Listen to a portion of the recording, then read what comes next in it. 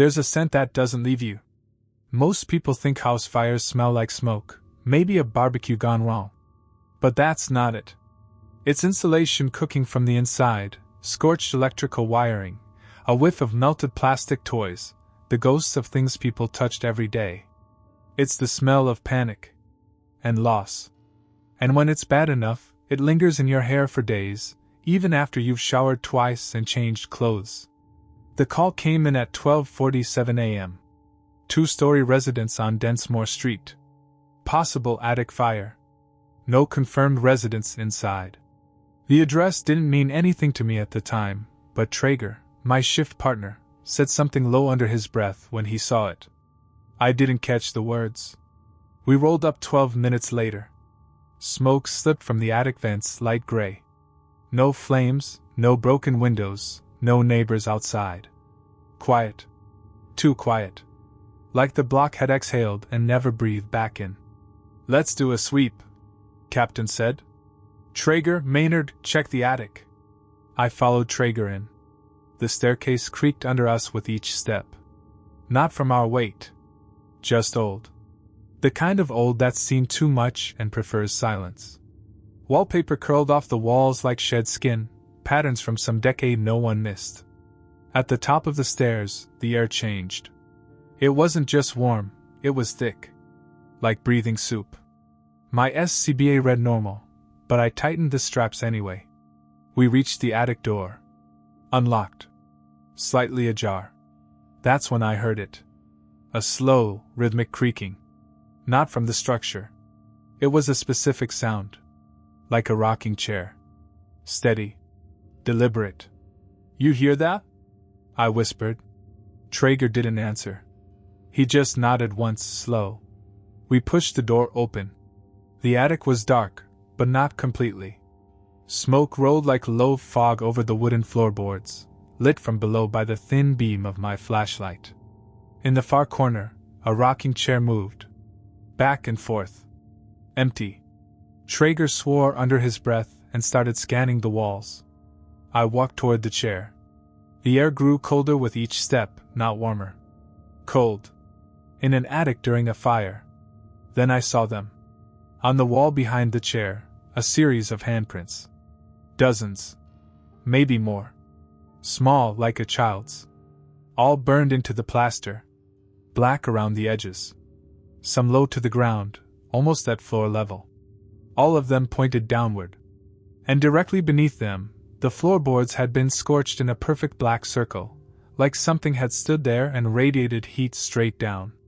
No source of fire. No ember. Just a stain, a shadow that felt alive. Traeger pulled my shoulder. "Let's go. Now." We didn't speak another word until we were back outside. I looked up. The smoke had stopped. The vents were clear. No one believed us. No fire damage was found. No evidence of arson. The attic was undisturbed, they said. Our helmets recorded nothing. They checked our SCBAs for leaks. Clean. But the smell? That didn't go away. It stayed on my gear. In my skin. In my dreams. And worse, I started seeing it. The same pattern. Burn marks in circles. On streets. On sidewalks. In old case photos I never remembered reading. Like it had followed me. 3 weeks later, we got called to the same address again. And this time, I went alone. I told no one I was going back. I pulled a shift swap, drove my own car, left my turnout gear behind. I wanted to see it without the weight of the uniform. No backup. No radio. Just me and whatever waited in that attic. It was 3 a.m. when I parked half a block down. Densmore was silent. No wind. No sirens. No neighborhood dogs barking. Just an endless hum in my ears like pressure building in a sealed jar. The house stood like it always had. Plain. Beige siding. A porch that leaned forward just slightly, like it wanted to confess something but didn't know how.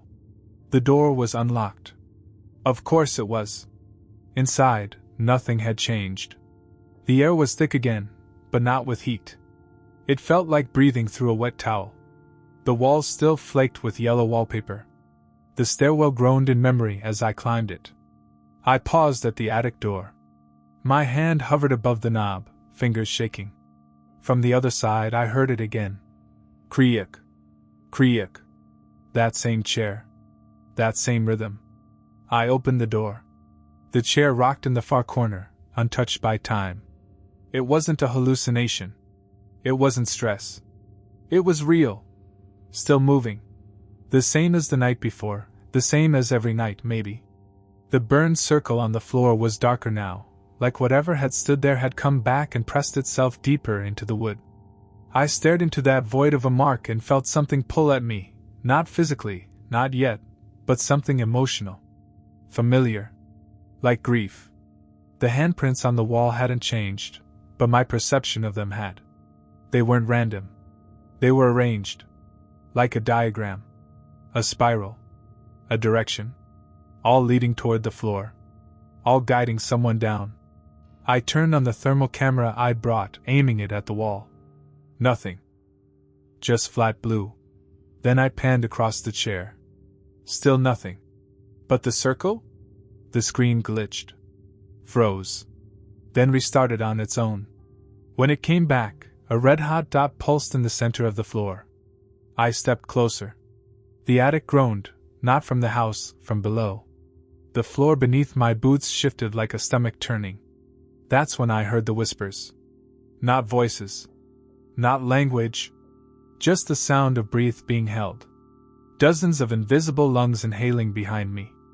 I turned around. The shadows in the corners began to move. Not in a way light does when it flickers. No. These were forms. Child-sized.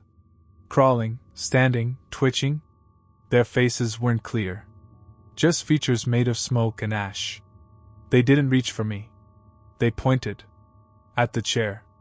I took a step back, but the floor groaned louder. Splintered. Beneath me, the burn mark cracked. A seam in the world. I swear I saw something beneath the boards, something moving in a tight circle, like pacing. The air collapsed inward. My lungs couldn't find oxygen. I dropped to my knees, gasping, slapping at my gear for a mask that wasn't there. The attic pulsed with sound. The shadows began to dissolve, whispering away like steam from a kettle. Then the chair stopped rocking. And everything went still. That's when I passed out. I woke up hours later in the grass outside. Dawn had broken. A man walking his dog had called it in. Some idiot lying on the lawn. My car was untouched. My phone full of missed calls from the station. They hadn't sent me. They hadn't even known I left. I never told them what I saw. What I felt. But I put in for a leave of absence that week. 2 months later, the house burned to the ground. Arson. No suspect. The official report says the fire started in the attic, in the center of the floor. There was no furniture recovered. But I know what was missing. The chair. Every station has a rookie prank, a hazing ritual they pass off as tradition. Ours was the Johnson property. It was a house fire 20 years ago, killed a guy named Sam Johnson in the basement. The official line was faulty wiring, bad timing, and a stupid decision to run back inside for something he thought mattered. His wife survived. Moved away. The place was rebuilt, but the foundation and basement stayed the same. That's where we'd send new guys to do inspections. Alone. Part training, part joke. See if they'd come back rattled. I didn't think it was funny. Not because I'm soft, but because of what happened to Cafferty. He was a good kid. Fresh out of academy. Tall, strong, eager to please.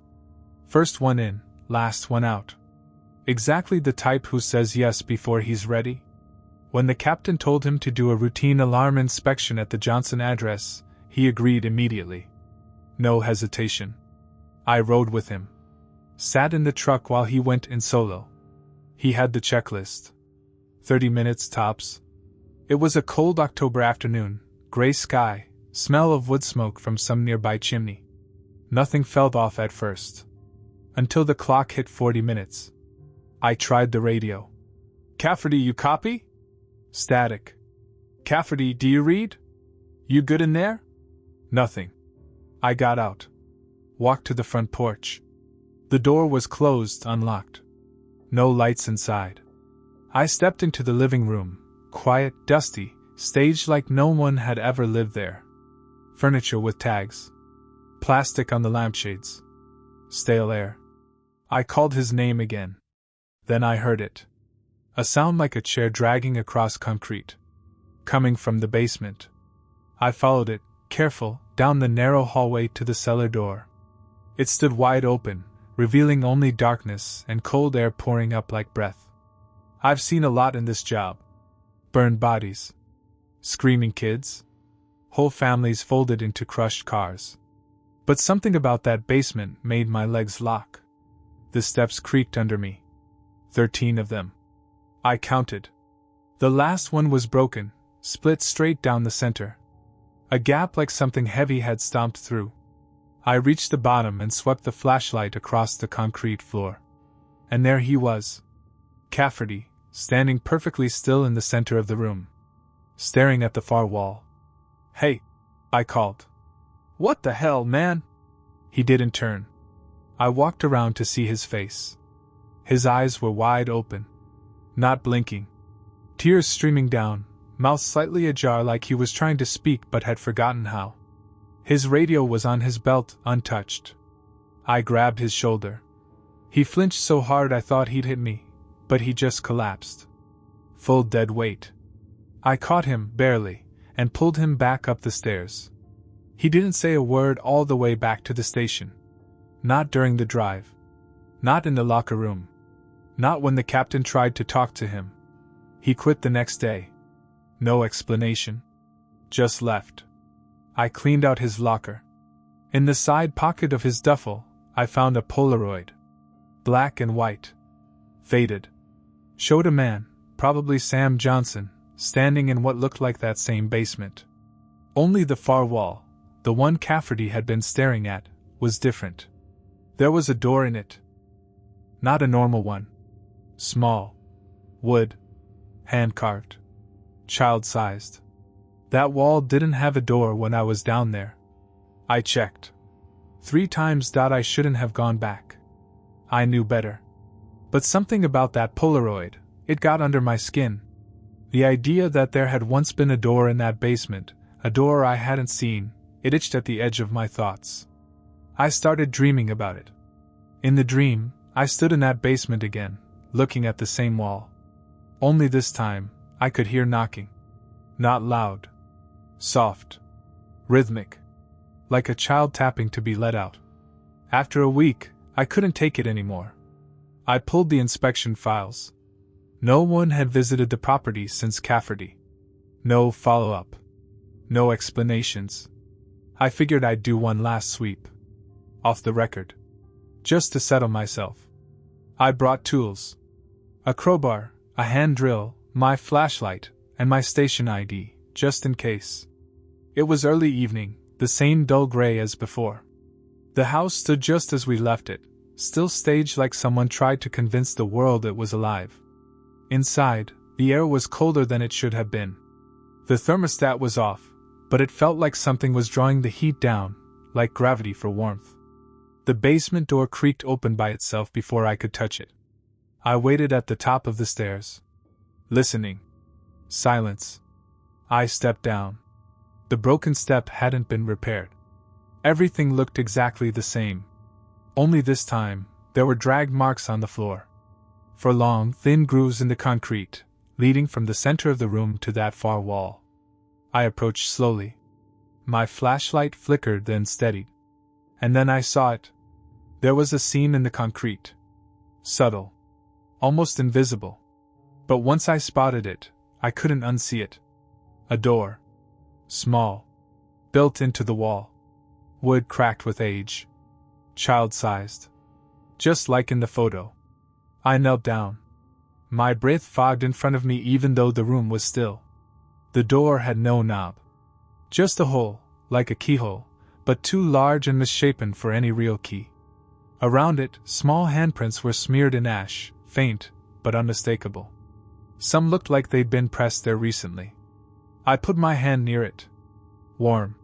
Something moved behind the door. Not much. Just a shift. A rustle. Like fabric scraping over stone.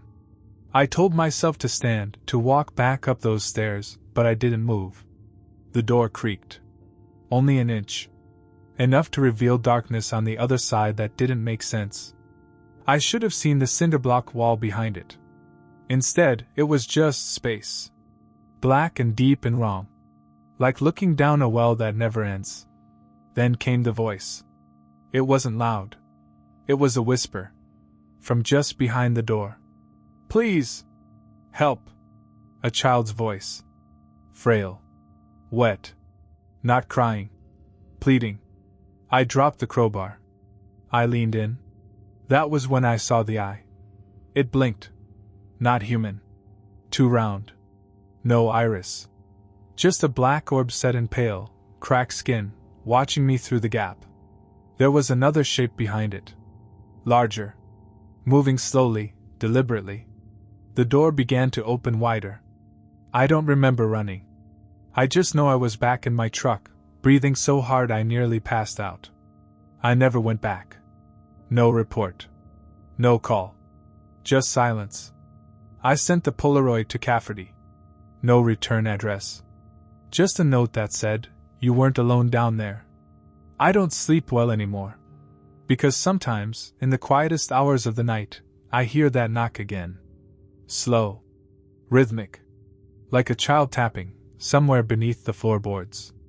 There's a special kind of silence that comes after a house fire. It's not peace. It's absence. No creaking pipes. No TV humming in another room. Just soot in the air and the muffled crackle of timber trying to remember being alive. That silence stayed with me after the Jennings fire. Or maybe I brought it back. We were the second unit on the scene, suburban ranch-style home, 2 adults, 1 child unaccounted for. The fire had started in the nursery upstairs. They always say never go back in, but when the mother's scream tore through the scene, and she shrieked, "My baby's still in there," rules became irrelevant. I was the first up the stairs. Flames curled along the walls like angry fingers. The baby's room was at the end of the hall. I kicked the door open. Everything inside was already black. The walls had bubbled, peeling like old skin. The crib was half collapsed, one side melted into the floorboards. No flames here, just smoldering, glowing red like the aftermath of a war. I called out. Nothing. Then I heard it. A soft rattling sound. I turned. A plastic rattle. The kind you'd get in a dollar store. It lay on the floor, twitching back and forth. Moving. Not from the heat. From something else. There was no child. No sign of life. Just that toy rattling on its own in the silence. I grabbed it. Pocketed it. I don't know why. When I emerged, the fire was under control. The paramedics were already with the parents. Their daughter, 5 months old, had been found safe, downstairs, hidden under a laundry basket. Somehow unharmed. Somehow cool to the touch. The mother swore the baby had been in the crib when she ran out. She insisted. She saw the flames coming through the door. She heard the crying upstairs. And yet, there the baby was, unscathed downstairs. Everyone chalked it up to stress. Trauma. Confusion. But I knew better. Because that room wasn't just burned. It was targeted. The fire investigators couldn't determine a source. No wiring issues. No accelerants. The nursery had become a furnace, while the rest of the house showed minimal damage. I took the rattle home that night. I kept it in a drawer. But sometimes I'd hear it. Rattling. Even when the drawer was closed. Even when I was in another room. I should have thrown the rattle away. That would have been the smart thing. But firefighters aren't always rational. We carry pieces of our worst days in pockets we forget to check. A singed glove. A cracked helmet. A child's toy we pulled from a room that shouldn't have been cold. The first night I heard it, I thought it was a dream. That hollow plastic sound, rhythmic soft, like someone shaking it gently just behind the wall. I sat up in bed, hard hammering. The drawer was still closed.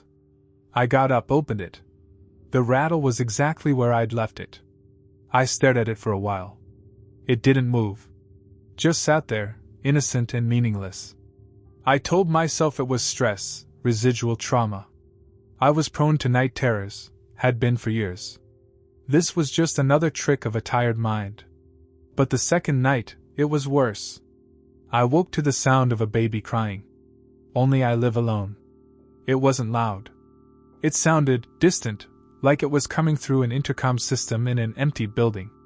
And layered beneath the crying was the rattle, slow and deliberate, keeping time. I got up. Checked every room. My hands were shaking so bad I dropped my flashlight twice. In the kitchen, I found footprints. Small. Bare. Ash gray. Leading from the sink to the hallway. They weren't there before. I followed them. They stopped at the door to the guest room, the room I kept shut, the room I hadn't entered in weeks. The crying stopped. The rattling stopped. I opened the door. The crib was there.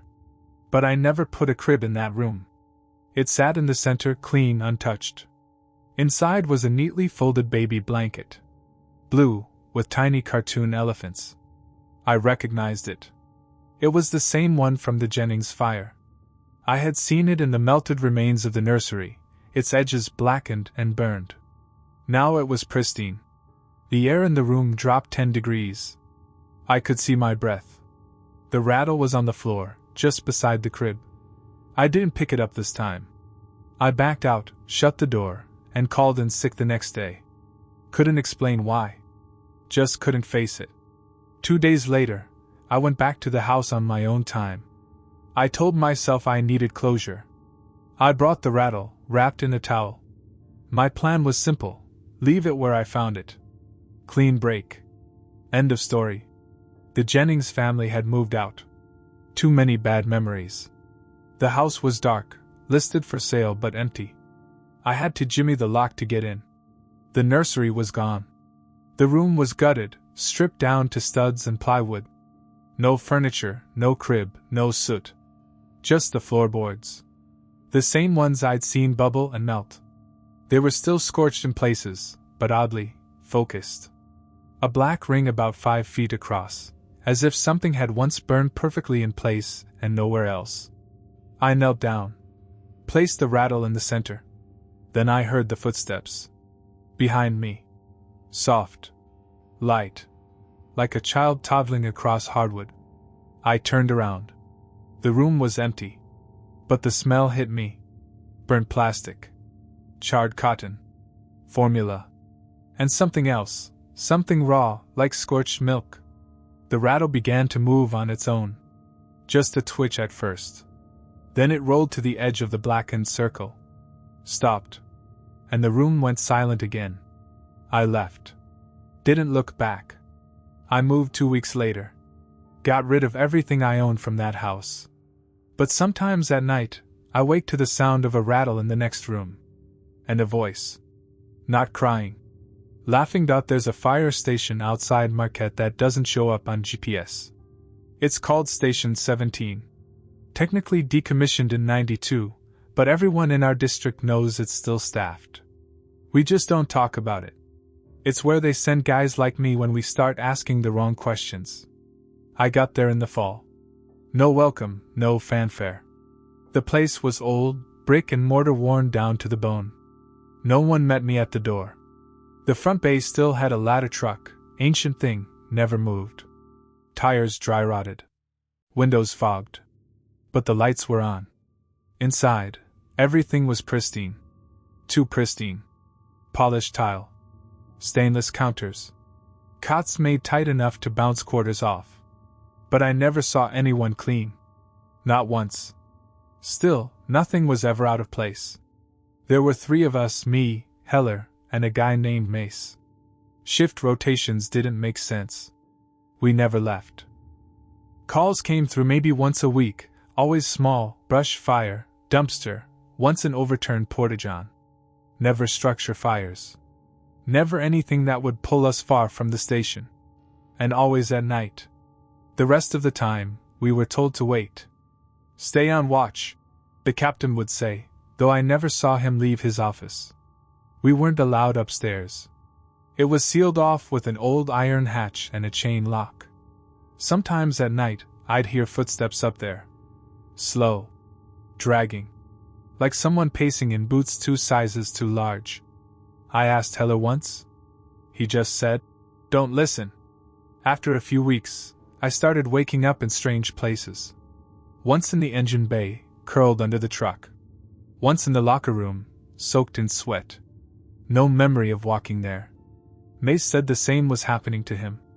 And then things started disappearing. At first, little things, socks, badges, keys. Then personal items. I had a photo of my sister, burned around the edges, disappear from my wallet. Mace lost his wedding ring. It was always stuff that meant something. One night, I woke to find my boots missing. I searched the whole dorm, but they were gone. Finally, I opened the engine bay door.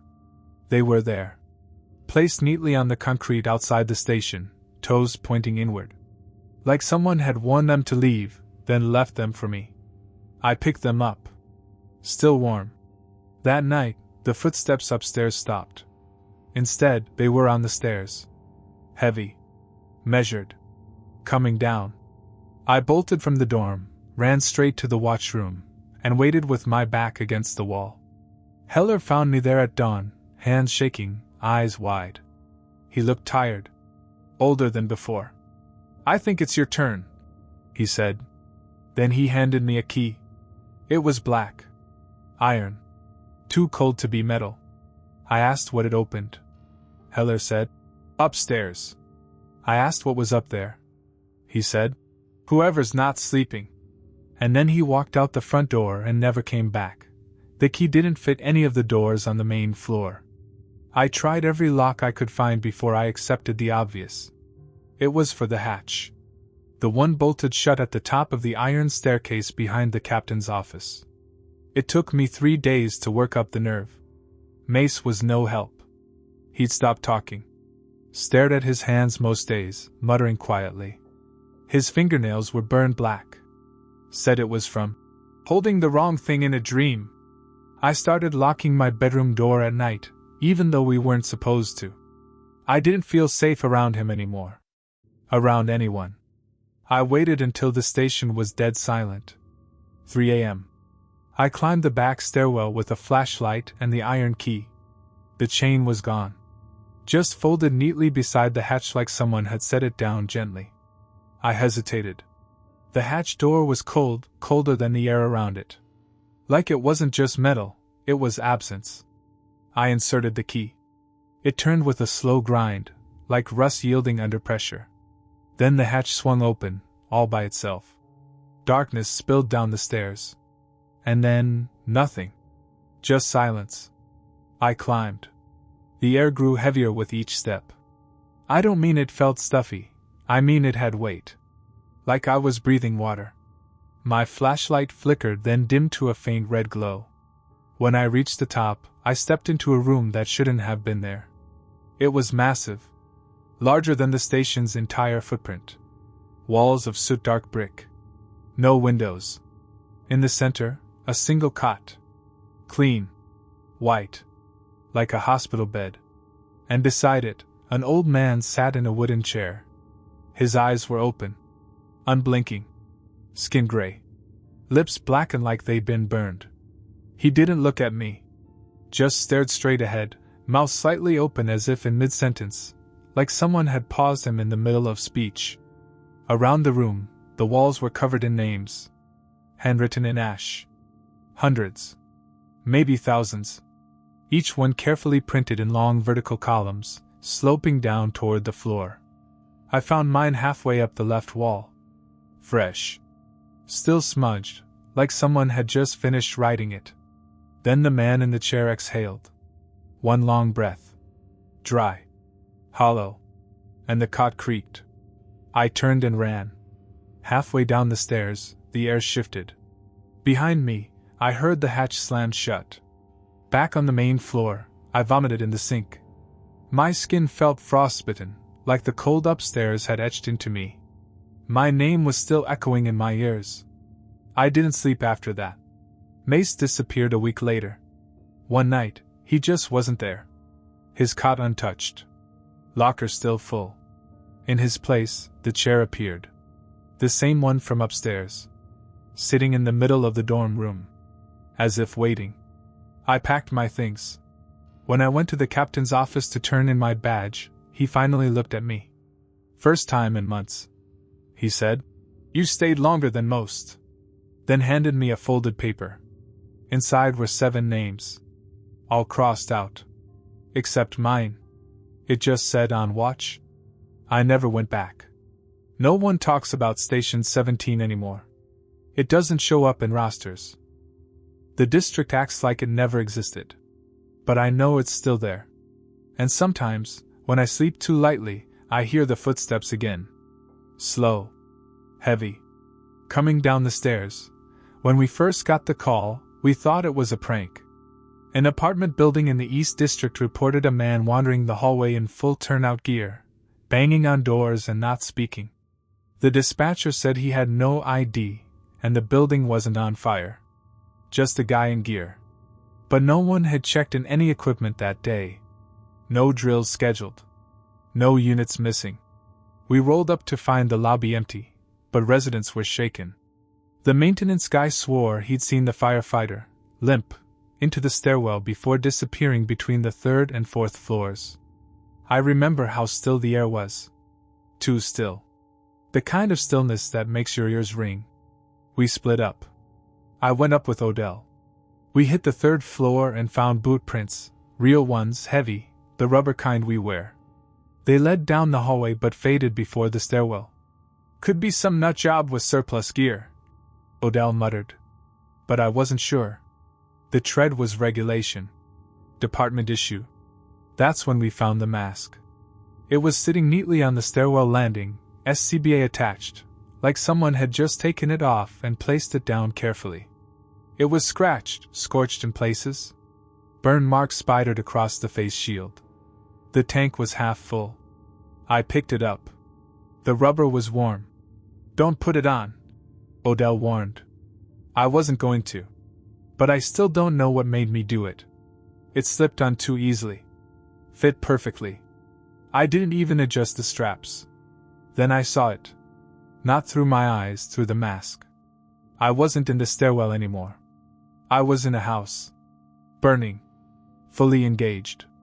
The hallway stretched forever, orange glow bleeding through the cracks in the walls. I heard screams. Felt the weight of the hose in my arms. I ran forward instinctively, boots slamming against warped floorboards. A figure ran past me, another firefighter, but I couldn't make out his face. Just the letters MN on the back of his coat. He screamed something I couldn't hear, then disappeared into a side room. I followed. Smoke engulfed me. Then the scene blinked. Like a film skipping frames. Suddenly I was standing in a different room. The fire was gone. Everything covered in ash. Burned furniture. A melted crib. The walls were black and slick. The only light came from a cracked doorway, where someone, or something, stood. Tall. Wearing gear. Breathing through the mask. But the tank was empty. I pulled off the mask. I was back on the stairwell landing. On my knees. Odell was shouting. "Jesus, man, you were gone. Are you okay?" Gone? The time on my radio said 27 minutes had passed. I'd put the mask on less than a minute ago. They logged it as a hallucination. Heat stress. Early signs of burnout. I played along. Nodded when they suggested time off. Laughed when Odell said I should lay off the horror movies. But I didn't sleep that night. I kept thinking about the man I saw in the mask. The one breathing. The hiss of air moving through a regulator that shouldn't be connected. The tank had been empty. And those initials, MN. I started digging. Quietly. Through old rosters, archived reports, anything I could access without setting off alarms. It took 2 days before I found it. Matthew Neely. Firefighter. Died 1987. Lost in a house collapse during a 3-alarm fire just outside the city. Last transmission was incoherent, something about being stuck inside a room that kept repeating. They found his body 2 weeks later in the crawlspace under the kitchen. His gear was melted to the bone. The mask was never recovered. Until now. The department quietly pulled the mask from evidence and stored it at our station. I watched them tag it, found, 22B, East District, then lock it in a cabinet near the deck and shower. That night I stayed late. Waited until the station was quiet. I unlocked the cabinet. The mask was sitting in darkness, just as before, SCBA connected, tank registering 0. I picked it up. It was cold now. Heavier than it should have been. I stared into the scratched visor and saw movement. Just a shimmer. Like heat waves across pavement. But the air was still. Then came the breath. Not mine. From inside the mask. A slow inhale. Then exhale. Mechanical. Precise. I dropped it.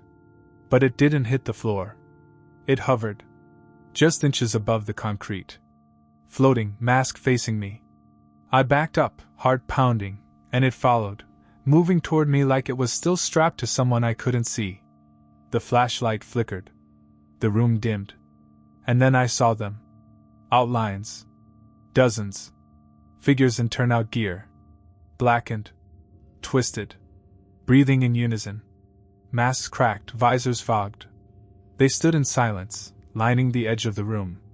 And behind them, at the center, was the man with MN on his coat. He stepped forward, lifted the mask, and placed it on the floor in front of me. Then he whispered, "Take your breath." And everything went black. I woke up in the deck and shower. Alone. No sign of the mask. My fingernails were blackened, like I'd been touching something burning. I tried to report it. No one believed me. They said the mask was never logged. That no such item was in the evidence files. No one had signed it in. The logbook was blank. 2 days later, Odell stopped coming to work.